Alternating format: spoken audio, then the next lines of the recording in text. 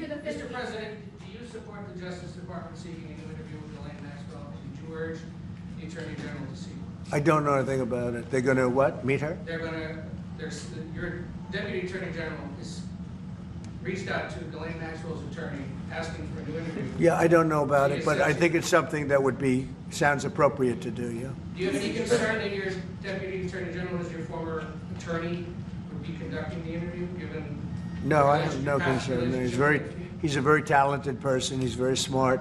I didn't know that they were going to do it. I don't really follow that too much. It's sort of a witch hunt, just a continuation of the witch hunt. The witch hunt that you should be talking about is they caught President Obama absolutely cold, Tulsi Gabbard.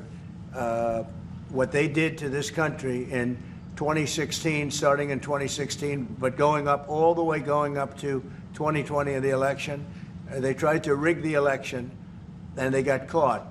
And there should be very severe consequences for that. You know, when we caught Hillary Clinton, I said, you know what? Let's not go too far here. It's the ex-wife of a president, and I thought it was sort of terrible. And I let her off the hook, and I'm very happy I did. But it's time to start, after what they did to me, and whether it's right or wrong, it's time to go after people. Obama's been caught directly. So people say, oh, you know, a group. It's not a group. It's Obama. His orders are on the paper. The papers are signed. The papers came right out of their office. They sent everything to be highly classified. Well, the highly classified's been released. And what they did in 2016 and in 2020 is very criminal. It's criminal at the highest level. So that's really the things you should be talking about. I know nothing about the other, but I think it's appropriate that they do go. May I ask you about that, Mr. President? Yeah. Tulsi Gabbard has submitted a criminal referral to the Department of Justice. From your perspective, who should the DOJ target as part of their investigation? What specific figures in the Obama administration? Well, based on what I read, and I read pretty much what you read, it would be President Obama. He started it. And Biden was there with him, and Comey was there, and Clapper. The whole group was there. Brennan, they were all there in a room. Right here, this was the room. This is much more beautiful than it was then, but that's okay. I have nice pictures up. They came out of the vaults. They were in there for 100 years. This is much more beautiful.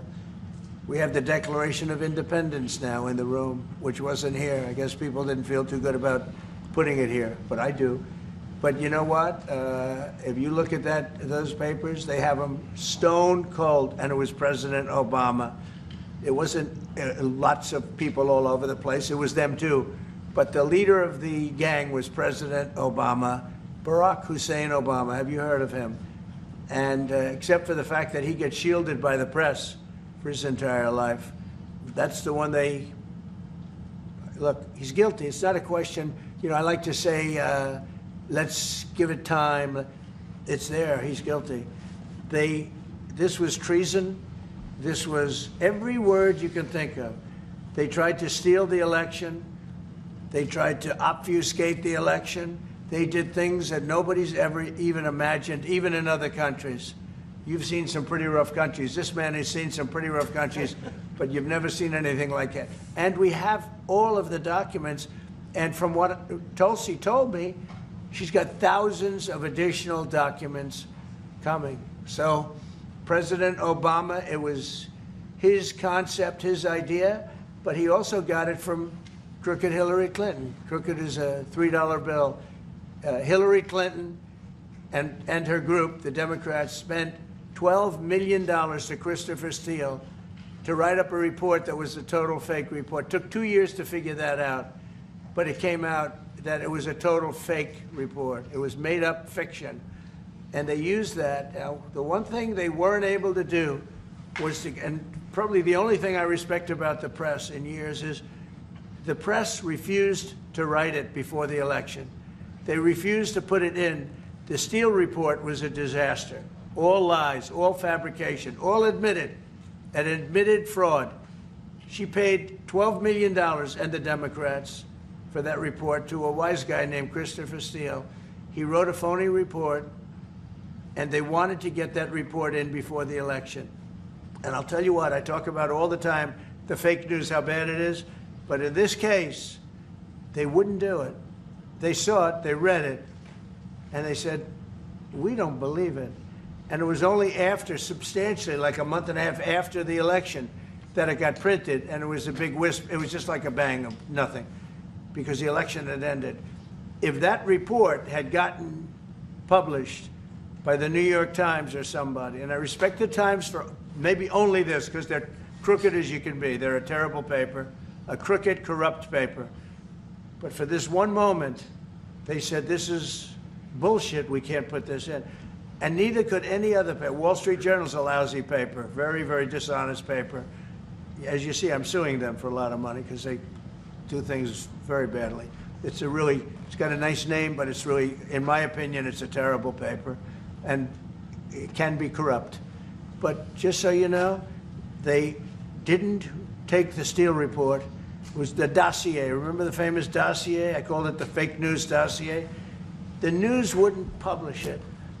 And I'm amazed. They had 2.5 months. It was finished. 2.5 months. That was supposed to be what was going to happen. And it got published a couple of months after the election. And frankly, nobody cared too much about it. But that was a big thing. No, we caught Hillary Clinton. We caught Barack Hussein Obama. They're the ones. And then you have many, many people under them. Susan Rice. They're all there.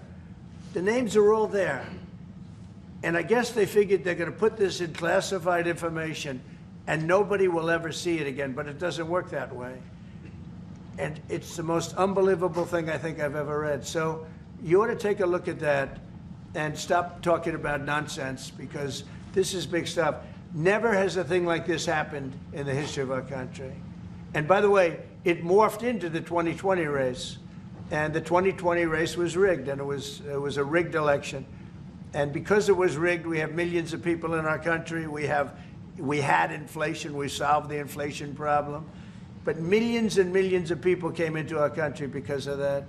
And people that shouldn't have been, people from gangs and from jails and from mental institutions, people that we don't want in our country, and people that we're getting out, dangerous people. 11,888 murderers, many of them, 50%, more than 50%, murdered more than one person. I hate to say this with such a distinguished guest, but you know, they asked me a question. I got to answer the question. No, Barack Hussein Obama is the ringleader. Hillary Clinton was right there with him, and so was Sleepy Joe Biden, and so were the rest of them. Comey, Clapper, the whole group. And they tried to rig an election, and they got caught. And then they did rig the election in 2020. And then because I knew I won that election by a lot, I did it a third time, and I won in a landslide. Every swing state won the popular vote. But I won that all the same way in 2020. And look at the damage that was caused.